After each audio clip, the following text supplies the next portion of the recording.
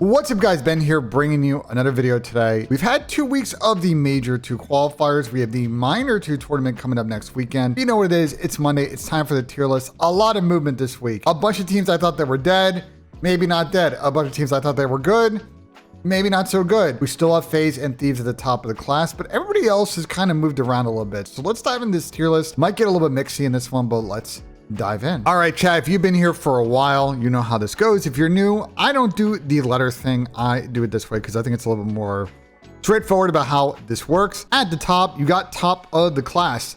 And, well, no spoiler here, it's FaZe and Thieves. You're a Major 1 grand finalist and potentially your grand finalist again for next upcoming events. They're the top 2 teams in the league. Sunday regulars are teams that round out the top 4, but no surprise now. I don't think at the moment I'm moving anybody into the top 4 situation. I'll explain that in a minute. And then fighting for Sundays is kind of going to be a pack of teams that I think are somewhere between top 4 and top 6 and maybe top 8 on a bad weekend.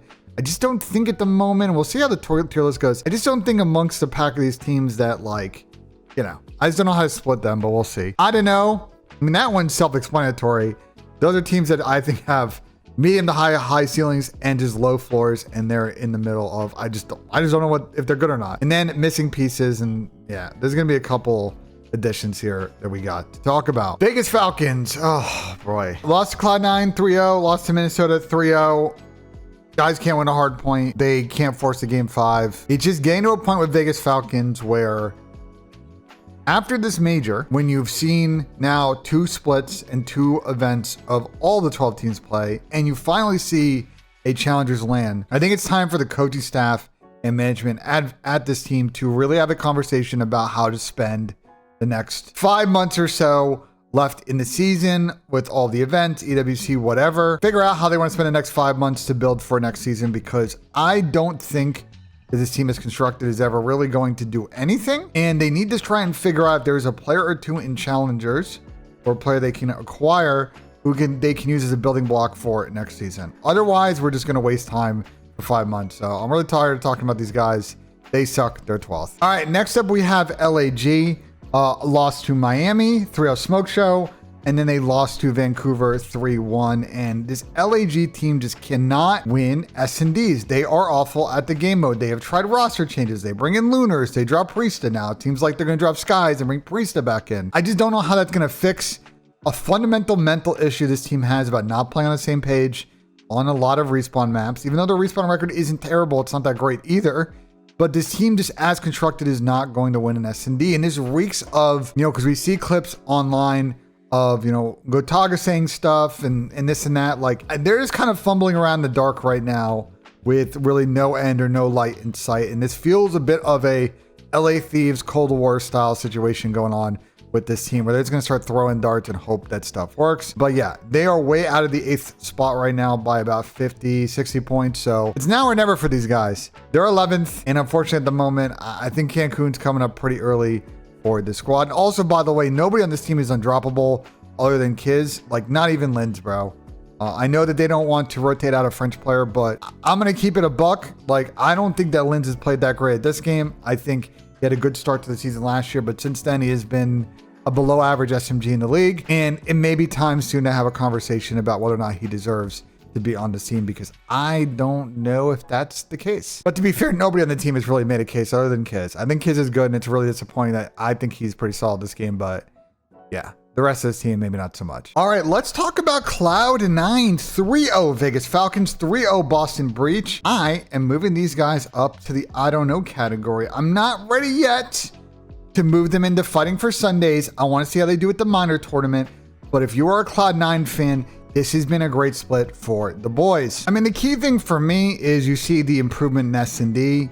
You see the improvement in control. They've continued to kind of get the right way in hardpoint. You know, it's a lot of quality improvement, both individually, because you're starting to see the ARs really come alive on this team. I thought the teamwork in their last match against Boston was excellent. Like, we've been waiting for this Cloud9 team to show what we thought had really good top 6 potential, and right now they're kind of playing that way. And they're going to have a very good opportunity on the bottom side of the bracket where Thieves are at, where you know, a bunch of really good teams kind of sit, like a Minnesota, who they're going to play first round at the minor tournament, to really show if they are, you know, going to now factor in the top 4 conversation, or are they just going to be in that pack of teams like Minnesota that we think are really good. We want to see if they show up to land.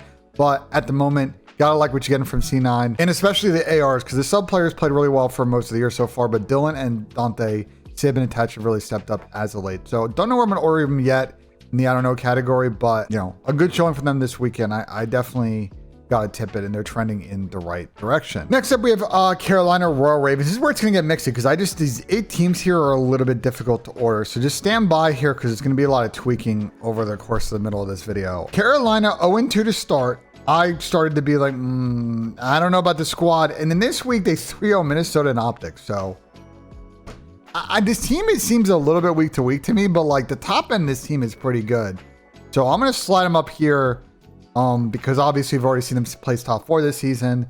Those are some good victories over some good squads. Although OpTic is really struggling at the moment. We'll get to them later on in this video. I think for Carolina at this point, it's about consistency in the respawn, because their hard point is still, again, super day-to-day, super week-to-week, but their S&D is continuing to be executed at an elite level, and that's going to keep them in a lot of these series. And that's why I also really like them to continue to be sort of in that top 6 category, because when the respawn map pool falls off a little bit, they can find ways to grind out series. Now, they have a bye into the next round of this minor tournament. They are going to play the winner of Miami and LAG. So there's a very good chance that Carolina will advance on to probably play semis, which will be either Thieves, Minnesota, or Cloud9. So that'll be a really good test for Carolina to kind of play from that position and see if they can win at least 2 series on the weekend and kind of advance again to another minor finals appearance. But you gotta like the turnaround from the Carolina guys. Just want to see more consistency from the good boys, but they're heading in the right direction right now. Unfortunately, a team heading in the wrong direction, Boston Breach. I'm officially out on these boys. Lost a gritty game 5 to Toronto this week. Okay, you know, good series, but they looked lifeless against C9. And I just gotta say with this Boston team, I just think they lack consistent slang, and I think their ARs in Awakening and Cammy are very weak compared to a bunch of AR duos. And unfortunately for me, as much as I kind of like this team's teamwork at times, I just don't think they can slay enough to really stick around with the group above. And unfortunately for me, I got to move into this situation because I think at the end of the split, they're going to need to have a real conversation about what they're doing here at that position. And they have a very hard remaining schedule for the rest of the major qualifier. They're 2-2, so they got to find a way to find at least 1 win, potentially 2. Thieves, FaZe, and Miami. You really picking them against any of those teams right now? Maybe a last match Miami to try and back into the qualifying winners bracket position? Don't know, guys. Don't know about that one. Now, they will open up the minor tournament against Vancouver, who have looked really good. So I think for Boston, yeah, I kind of see a 5-game slide coming in here to before the major tournament. I'm very, very concerned about these guys, that they just cannot hold their own in respawn, bro. They're just getting skilled gift right now, and it might require a roster change. I'm leaving Miami Heretics in this I don't know category this week. 3-0 smoke LAG, but LAG are like a dead team. And then they get kind of skill diffed by Atlanta FaZe. They make a nice comeback in the search. The guy tipped some of the clutches, especially from Lucky in that map, but the respawns were not close. So I just don't know what to think about this this Miami team. Like, I know they got 3rd at their home event, if you want to call that, in Spain. Wrong chest. Spain, but I just don't know if these guys are good enough to really just consistently like place around that spot. And I think right now I'd probably have to pick like Vancouver above them, Carolina, maybe a Minnesota type situation. I don't know why I can confuse that because they already lost to Minnesota this split in the first match, and they've got OpTic, Vancouver, Carolina, Boston coming up. They're currently 1-2. I think they can find a couple of wins there, but that's going to require them to obviously be Boston and then find 1 more or 2 more wins in that kind of group of 3 teams. OpTic's obviously struggling, but we'll see if they gain some momentum next weekend. Vancouver, Carolina playing better than them. Tricky.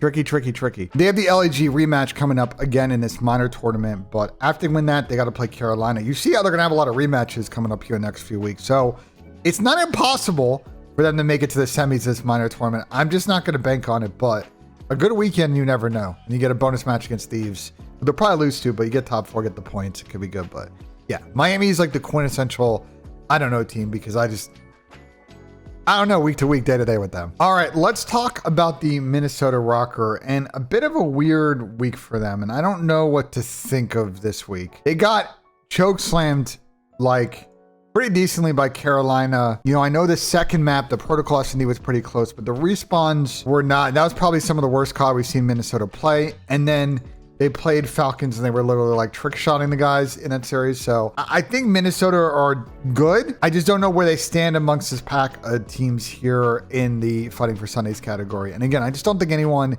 in this category right now, except maybe one team, I might move up a category, but they're just kind of in the pack of teams that I'm waiting to see kind of how they play the next 2 weeks. They have C9 coming up. That's going to be a very fun match at the minor tournament, and then Thieves. So if they can win back-to-back there, a real opportunity for me to feel good about Minnesota's chances of being top 4 at the upcoming event.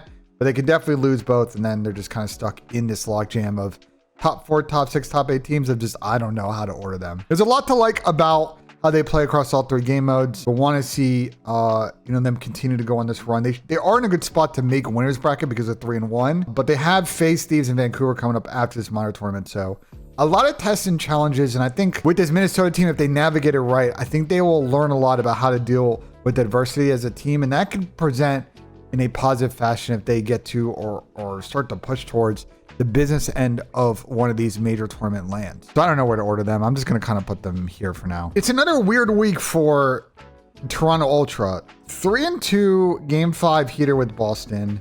And then they play Thieves. Should have won map 1. Then they get bowled over the next 2 maps in this series. I don't know what to think about this Toronto team. They're just so inconsistent.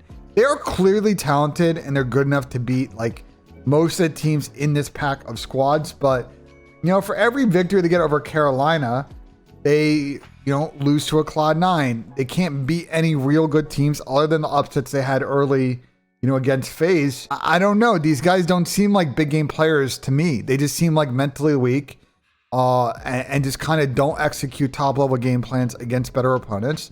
And they're just going to kind of beat up on the middle of the league, make champs, get top 6, and kind of be out of here. So I don't know. I mean, for as good as they are at protocol and they play better teams on the map, they suck.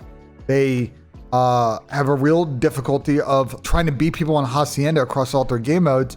And in the series against Thieves, they had to ban Hasi twice. And I know Thieves are a good Hasi team, but then you're kind of forced to play some of the better maps that Thieves has. And yeah, these guys got to diversify the map pool and figure out the performance issues that are preventing them from really getting this 3rd and 4th gear against these better teams. Because they win that first map against Thieves, and you never know in that series. This Toronto played a lot of game 5s, but they just kind of wilted, and I want to see more from them in this minor tournament because they're in a position where they can, maybe surprise FaZe on the top side of that bracket. And also, they're going to get probably OpTic on Friday because they have a bye as a product of their really good performance during stage 1 online. So the OpTic Toronto match, which I think is going to be second match on Friday, will be really big for the course of these 2 teams, but I'm going to put Toronto. I don't know how to order these teams. I'm just going to kind of leave them there. And yeah, I just don't know what to think of these guys at the moment. They're just inconsistent. Only 1 match for Vancouver Surge, but at the moment, amongst all the teams in this pack, you got to kind of probably put them a front of all of that because they really played a very effective series against LAG. The only criticism I would have was that protocol search that kind of went to around 11, and then I don't know what LAG was thinking in that round 11. But I could see some vulnerabilities, potentially in S&D. I could see some vulnerabilities that people stop playing their own protocol, anything. But I mean, that red card map 1 was really clean. They did lose the vault control, but amongst all the issues that Minnesota, or rather that LAG have, control they've been pretty good at. But right now, a 3-0 start for Vancouver with their new pickup. Neptune is frying. Like, there's not really much you can ask for. The thing is, we're going to start to see them play some really good teams. I know they got that upset against Atlanta FaZe in the beginning of the stage. That's tippable. You got Thieves coming up after this minor tournament. Miami, Toronto, and Minnesota. Like, there's a lot of really good teams they're playing it down the stretch here. Now, they're going to square up against Boston in the minor tournament. They should be able to take care of them. And if they win that, they're going to get the rematch against FaZe. They beat FaZe, we're going to have a very fun conversation about this team potentially being top 4 going in this event. They lose to FaZe, probably still keep them in this box. They look in good value to get top 6 at Major 2. I just don't know how this team's going to look at LAN. It's kind of hard to know until we get there, but Neptune seems to have been a pretty good pickup for these guys. Everybody's playing pretty good on this squad, so let's see how the next couple of weeks play out. A lot of you want me to talk about it. OpTic Texas. Man, I do not know what's going on with these guys. They look completely lost. And unfortunately, as much as I think, it's hard for me to move them down. At the moment, they're kind of treading water towards a future roster change here. You have not won a map this split, pulled up against Carolina and just look completely lost on the map, completely not on the same page. Another lifeless series where they didn't look value to win any map. I don't know what's going on here, bro. Everybody's underperforming. The advanced analytics about this team are almost dead last in every category this split. There's just nothing to like about the way that they're playing, and I just can't really... I know I picked them to be Vegas on the show, but beyond that at the minor tournament, I don't know, bro. These guys are now in real trouble. Starting a losers bracket at their own home event this year. So Miami, Toronto, Thieves, and LAG after this minor tournament, they've got to try and win 3 and pray. But they lose any one of those matches. 3 and 4 is not the spot that you want to be in going into winners bracket if you get in, because we've seen a team, AK Carolina Major 4 last year, not get in on 3 and 4. But also then you don't get a good seed. You're going to probably potentially play FaZe or Thieves winners round 1 at the event. I don't know about this OpTic team right now. It starts at Vegas. Can they generate some momentum next week, or are we really going to be in the same spot with the squad? They're also like 0-12 if you count the 3 maps that they lost on their last series at Major 1. They're getting close to that Boston Breach 15 losses in a row record, which, yeah, don't want to be there. All right, let's talk about the top of the class. Let's talk about Thieves and, car wrecks aside. Shout out Ernesto, aka Scrap. Only one match from this week, and it was a solid 3-0 versus Toronto. I think they played terrible in that map on red card, and they got away with it. But then they kind of, locked back in and closed out the series. And that's the kind of killer instinct you'd like to see from Thieves. Paco had a big bomb in that red card S&D. There's a lot to like with Thieves fans. They've just been kind of cruising along, doing their thing. The split only dropped 1 map, and that was to Vegas of all teams. A weird Skyline S&D. They're on the bottom side of that minor 2 tournament bracket, and probably good value to get to the final. Vancouver, Boston, OpTic, and Minnesota coming up. They're going to make winners bracket. Can they round their S&D enough to beat FaZe? That's going to be the big question. We probably won't know until a couple of Sundays from now. But a lot to like about Thieves' track right now. They are keeping pace of being at the top of the class. And FaZe also only had 1 match this week, and it was against Miami. And they mega trolled the search. I'm a little concerned for FaZe. If we click over here, and I'm going to scroll on all the over to the search stats, it's this number right here. Because you see the first blood percentage that they're at right now on the season, 59%, which is by far and away number 1 in the league. Like, it's not even close. So these guys are the best first blood team in the league by a wide margin. And they're winning maps, even though that they are technically below average, or right around average, at first blood win percentage, which I think is going to bite them in the ass eventually, because they're going to play a series where they're not getting a lot of first bloods. They're going to play a keep game 5 where they're not getting a lot of first bloods, and they troll rounds like they did in that vault against Miami. They got to be cleaner in the 4v3s, 3v2s, where they get that man up advantage and actually force the trades and win those rounds instead of giving people freeze and just kind of clutching up because they're skilled in search. So that's still like one thing with them that I'm still a bit iffy about. But I think, that's just kind of maybe a little bit nitpicky. For the most part, they're sort of continuing to round out and expand their map pool, looking a lot more comfortable on Vol Hardpoint kind of this split. And I'm very curious on probably the potential rematch they're going to have against Vancouver in about 4 or 5 days. How are they going to play in that? Are they just going to, put those guys away? Is it going to be another fight? Are they going to let Neptune in 04 and Nasty have a generational series against them? I don't know. But just like Thieves, I think they're good value for the business end of Major 2. And it's just going to come down to, kind of executing their game plan against probably Thieves in the final of that event at the moment. But it's kind of really how I look at the league. Those 2 teams are kind of clearly head and shoulders above everybody else at the moment. And then you got kind of a logjam of teams. I just cannot put anybody at the moment in that consisto top 4 spot. But a lot of these teams have issues in terms of them being inconsistent or in bad form right now. They don't show up against big teams, or they have 1 killer game mode that they suck at. And that's why I can't really put anybody in the top 4. I think the order of these teams in the middle is about the groups that I would put them in. I'd like to put C9 higher. I just want to see how they play next week, but they're like, honestly, probably more so like here-ish if we're going to order people. And then OpTic in Miami, yeah. I don't know what's going on with that. And then the bottom 3 definitely are just completely lost in the tomato sauce right now. And I don't know what's going on with any one of the squad. So I really like this tier list right now. We'll get some more clarity after the minor tournament about where some of these teams might head, just because we're going to start to really understand their form going into their last 3 or 4 matches of the split and really understanding who's going to make winners bracket, who's going to make losers bracket, who's going to be destined to make top 4 or win, and who is probably getting dead last at Dallas and out of the tournament by Friday afternoon. So yeah, let me know in the comments what you guys think of the video. Like if you enjoyed, subscribe for more. And as always, guys, we'll see you on the next one.